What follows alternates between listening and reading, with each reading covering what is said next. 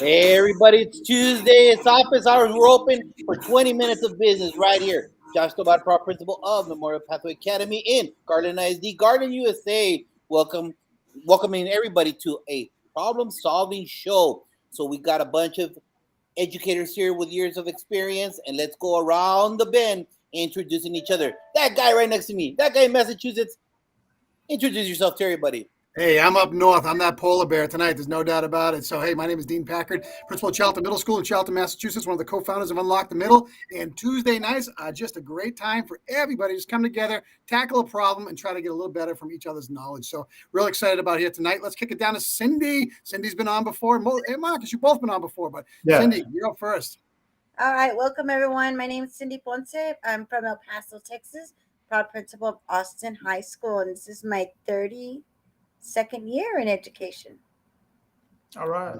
Fantastic. Yes, my name is Marcus Jackson. I'm the Chief of Student Services at Lancaster Independent School District, and this is my 21st year in education. All right, guys, Awesome welcome. job. Great introductions, years of experience. So here we go. Before we get started, quick higher order thinking questions are coming your way. And I'm going to let you know if you're right or wrong. Here we go. Ready? During a dance, Dean, which was better, the chicken dance or YMCA? Chicken dance. Why? I just like it. I'm a middle school guy. It just fits in with middle school mentality. Miss Ponce? Oh, for me, I'm Yes. going to say the YMCA Why? because I guess I grew up with that more than the chicken dance. Doc? I'll take the chicken dance, man. Much more movement. I have ADHD, so I just have to move around. So I like the chicken dance. Well, two of you are wrong. The answer is YMCA because I'm an old guy and that's the only thing I could dance. All right, here we go. In homage to Halloween, which one is a better character, Miss Ponce? Jason or Freddy? Oh, definitely Freddie. Freddie. Why? Because of the nails. Doc Jackson. I have to agree. I have to agree with Freddie as well. The scissor hands, those are great. Dean? I'm going with Jason with the hockey mask. Gotta love that. I can't see those eyes, but I know he's there. All right, the correct answer is Freddy. You're out, Dean. Freddy's the answer. That Loaded questions. those corny jokes make us all follow him all the way. Here we go. Our scenario for office hours. This is an issue. This is a topic that addresses every single last educator in the United States, and I'm pretty sure around the world. So you have this young man and this student. You've been working because they're always going into the office for making wrong choices. And the student advises you and lets you know, hey, Mr. Administrator, I have a family emergency and my grandma's probably gonna come and pick me up early later on in the day so that we could go there. A couple of hours later, teacher X brings this student to you with a cell phone and lets you know that the student was using the cell phone watching YouTube, and the student would not give up the cell phone, was very loud, making a big scene in class. Not only that, but was using profanity as the student was coming to the office. The teacher describes the scenario that happened in the class, and you have the student telling you, remember, Mr. Administrator, I told you I was checking the phone because of an emergency. What do you do, Miss Ponce, in honor of your birthday? Oh, thank you. So definitely the first thing I would do when the student came up to me in the morning and told me, there's a possible family emergency, because he's already had some issues in the classroom, I would remind him that cell phones are not allowed, except for instructional purposes. Because at my campus, we're a district of innovation. So we've been doing one-on-one laptops and electronic devices for many years. And a lot of students use their cell phones for all types of instructional purposes. But because this student already has a history, I would kind of remind him of that. And I would let the student know, let me contact your grandmother. Let her, she can have my cell number and contact me if there is an emergency, and I will, get you out of class. Because I just think, of course, him allowing to use the phone, if he hasn't communicated with that with the teacher, and even if he did, he was watching the YouTube. And then when he comes to you and he's upset, he's like, remember, I told you, Miss Ponce, I would definitely talk to him and remind him that, there's that relationship of trust that I appreciated him coming and telling me in the morning, but he kind of broke that trust when he was watching YouTube and not waiting for, what the intention of the phone. Now, I'm sure he's maybe upset and he probably reacted the way that he did with the teacher, maybe because he is very concerned about the grandmother. So we kind of have to take that into consideration. But I think kind of solving it before getting to the classroom, letting him know that it needs to come through an appropriate person, such as myself, which I've done that many times with students, because I think it would really kind of maybe take away from the what happened in class because of the cell phone, him not really answering grandma or waiting for grandma, but definitely, watching the YouTube, and then kind of that just blew up from there, and then the cursing. So I think really trying to come up with a plan before he went into the classroom. Thank you, Ms. Ponce. Doug Jackson. Oh, I mean, she hit the nail on the head. In situations like this, you have to predict the possibility of a problem, and that's from the beginning. The child came to you and actually told you that his grandmother has a serious situation, and he may have to contact her. And of course, you knowing that possibility that may occur, you don't have the time as an administrator to go around to each and every teacher and say, "Hey, this child has an possible emergency. They may need to use their cell phone when cell phones are not allowed." So you take that problem away and say, "Hey, hold on, let me write me a little note. Let me contact your grandmother.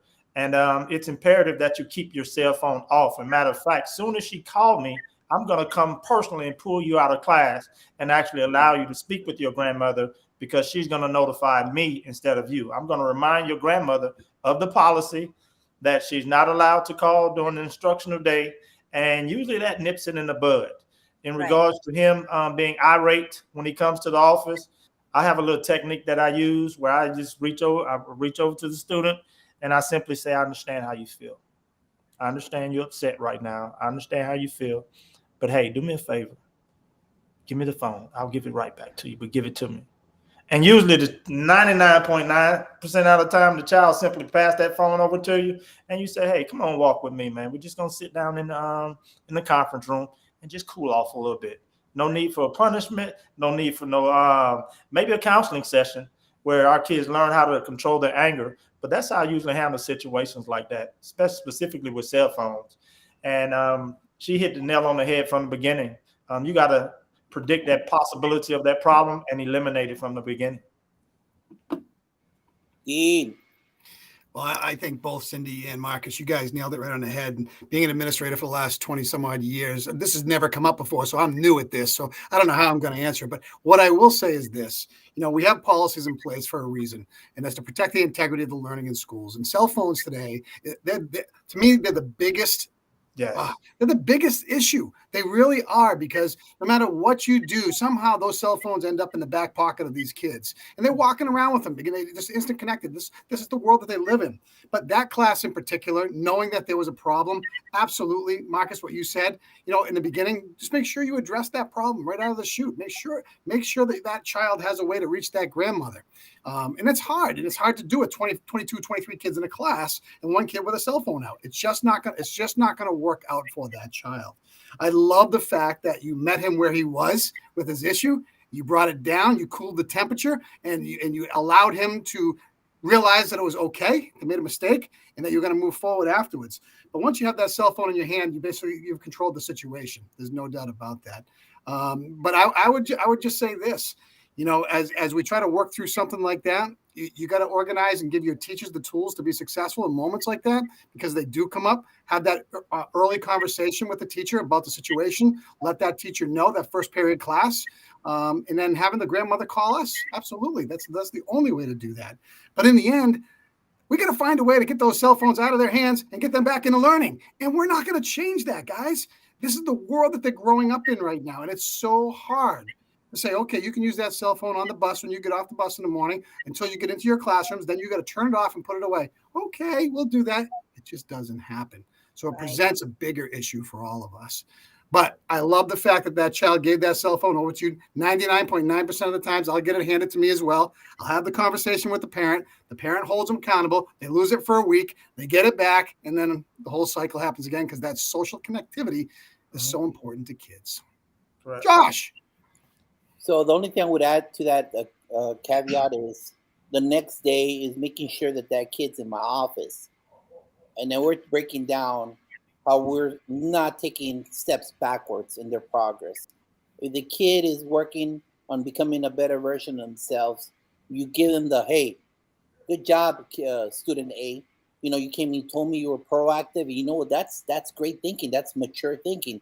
Yet you took some steps back in regards to how you handle the situation in the classroom. And so you break it down even further, talking about what was the deal with the YouTube.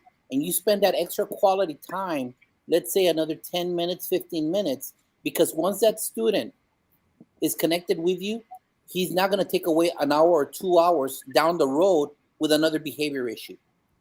So you're getting credit on your credit card with that student having those conversations. And then later on, he or she, because you know what? Girls do the same thing. She will also have that trust to where, hold on, Dr. Jackson always talks to me about not doing this. I gotta reflect. You know what, Miss Ponce?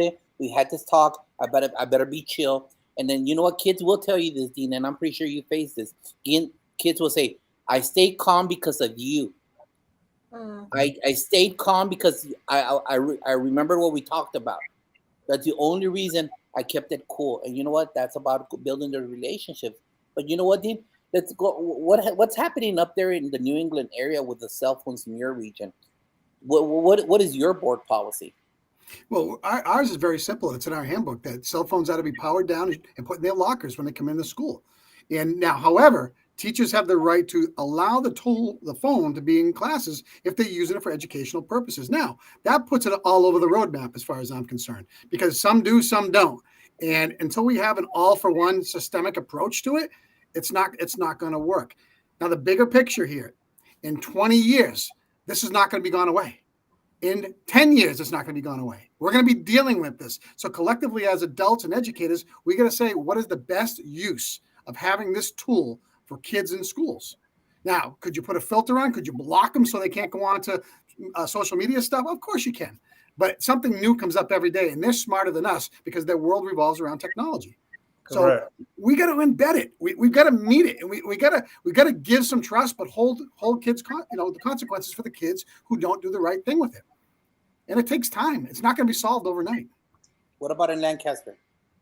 We're pretty much the same. It's in the board policy. It's not to be used during the instructional day at all. However, I just had this situation where a parent actually came to the district office, and she wanted to challenge us in regards to what does instructional day meant, because he had his cell phone out in between classes and instruction wasn't going on at that particular time. And then I had to convey to her that's still a part of the instructional day when you drop him off until he actually leaves. But I've actually been to a couple of schools where they were actually totally forbidden. And the first day of school, the principal made that known, and students did not take them out. That was a part of the culture of that particular school. I've been to some schools where, hey, you can use them during the cafeteria break while you're in the cafeteria because you need that social piece. But it depends on the culture and actually developing those relationships from the beginning, day one, on how that is going to be set at your school. I've actually seen both sides of it. Sponsor. So, being the District of Innovation in a high school, our students have access to them all day, every day. They are to be used for instructional purposes. And I would say in the 4 years I've been in Austin, I've only had to deal with maybe two students that just refuse to give up phones to the teachers. The students know the policy. They have their own devices now. Everybody has their own laptop. So they tend not to use the cell phones in classes. What they do now is can I go to the restroom? And then they're there in the restroom using the cell phone, or walking down the hallway. So we have to remind them. But overall at our campus, the teachers remind them. Some teachers have pockets. They have locked pockets where when the students come in, they put their cell phones in the pockets, especially if they're doing an instructional project that day that does not require any technology. So overall, I think our campus is pretty good with the use of cell phones. Of course, the students are sneaking out. They have watches, they have other things. So the biggest issue that we have, honestly, is not the cell phones; it's the earbuds because they put the cell phone away, but they're listening to music on the wireless earbuds. So that's the issue we run into. The cell phones, not so much now. In Garland, we have a policy that's a three-step policy. Number one, you take the phone away and parents pick it up. The second time, parents pick it up the following day with a $15 fine. And the third time, $15 fine, take it away, but they don't get the phone to the end of the school year, whatever that semester is. And so, like I said, like Doc said right now, it's true. It's what the policy is, and it's one of those things that are at our campus since day one. It's zero. If you want to come to our non-traditional program, you are not allowed to have it out. You're not allowed to have earbuds. Our newcomer side, they're not allowed to have them. We have those shoe racks also to put them in there. And if for one reason, I think I've only had 4 cell phones confiscated this year. So it's an effective policy as long as it starts with our chair. It starts with the principal's chair and the daily message because I beat it into them. No cell phones. Don't create obstacles. Life has enough obstacles. No cell phone. No cell phone. It's about reminding them what the mission is, which is either finishing their diploma or learning English. And if you're consistent with that pattern of behavior, the kids live up to the standard that you set. But Josh, I think that's sort of about the board policy because our board used to be really big on enforcing the same thing. If it's taken away once, twice, they pay for it. 3, we keep it. They've completely gotten rid of that policy because they had so many. Honestly, the issues were teachers losing the phones. They were confiscating them, and either they left it on the desk, it got stolen, and parents are like, "Hey, your teacher took my phone. I want them to pay $700." So the district kind of got away from that liability, and we only take phones when it has to be a severe kind of like the scenario that you talked about. The kid is cursing up a storm and that kind of scenario. But they really have pulled away from the confiscation of phones. It's more left up to the teachers and the campus to remind students that they're not to be used during instructional time unless they're being used. Our ESL students use them for their thesauruses to do their defining, and so they, as long as, I think, if you have a really good teacher, and we have some really good ones that really help with the use of phones. Unfortunately, the problem becomes when they have like 10 minutes left in class and the teacher goes, well, it's Friday and there's 10 minutes left, so everybody can use their cell phones for the next 10 minutes. Then on Monday, when the kid comes and pulls out the cell phone, the teacher gets upset, but they kind of opened up that can of worms by allowing it. So that's the problems we face. And I don't want my teachers getting into a verbal match with students over cell Right. phones. I didn't hire you to be the cell phone Right. police. You know what? If they dig in, you just call an administrator and take care of business. My question, Josh, goes back to you. What do you do with the funds that you collect those fines? Where do they go? Student accounts? That goes into the general fund for the campus. Really? Yeah. That goes into the general fund, kind of like your Principal's fund. principal fund. Yeah, we have that same policy here as well. And you collect that money without problem. They pay. Yeah, $15. Or to be honest with you, many times I operate with grace, and I actually convey that to my principal. I was like, "Hey, you took it. This is your first time. Right. Just tell the parent to come pick it up. No big deal. Now, if you come back again, yep, I'm gonna have to get that $15 from you."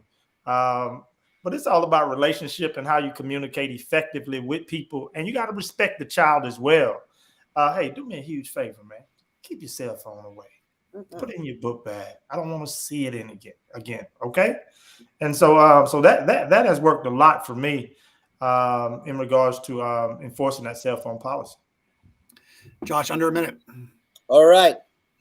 Closing thoughts. We have a bunch of, like Doc Jackson just said right now, we have a bunch of brand new educators out there in the sphere who will be listening to this tomorrow while they're at the beach, either on vacation. Some words of wisdom, some piece of advice, Doc. Set the stage from actually day one. If it's not going to be allowed, don't allow it at all, period. You can't actually slip up and say, okay, I'm going to allow this one day or I'm going to allow this. You have to set your tone from day one. And cell phones are a huge problem, but don't let that be the problem at your school. Ms. Ponce. Definitely. Embrace technology, but make sure you're monitoring it in the classroom. And there's always time during the week to completely lock up the technology and just be human and teach with the human part of it. Dean. Don't lose your cool. Stay calm. Understand it's only a tool in the classroom right now, and it's not worth getting all fired up over. Just make sure the child knows, like you said, Marcus, stay consistent with the rule. At our school, it's kind of difficult when you allow some teachers to do it and some don't. It sends a mixed message to kids. It's very hard. So again, it's either all or nothing if you really want it to work. Otherwise, you're going to be facing those problems. But that's the small part of our problem. We want to make sure we're connecting with kids, making sure they feel special about who they are and where they're at, making that learning community the best that it can be. Exactly. The answer is be consistent 24/7 and kids will walk on fire for you. And now office hours are closed. But don't forget our show on Sunday, 7 p.m. Eastern. And she's viewing right now. Dr. Roz Gaskins will be promoting her book this Sunday at the flagship show of Unlock the Middle. Thank you for joining us for Office Hours. Dean. Ring that bell. Have a great day tomorrow, everybody. Thanks for what you do. Have a good one.